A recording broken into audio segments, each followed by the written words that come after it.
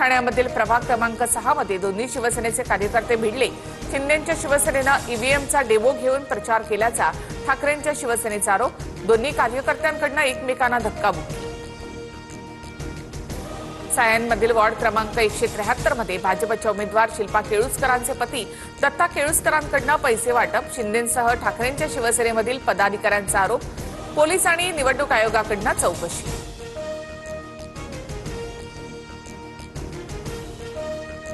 ठाण्यामध्ये मतदानापूर्वीच राणा ठाकरेंच्या उमेदवाराच्या पतीने अपक्ष उमेदवारांचं ऑफिस फोडलं। भोईर यांच्या कार्यकर्त्यांनी पैसे वाटल्याचा आरोप। भोईर यांच्या कार्यकर्त्याला मारहाण।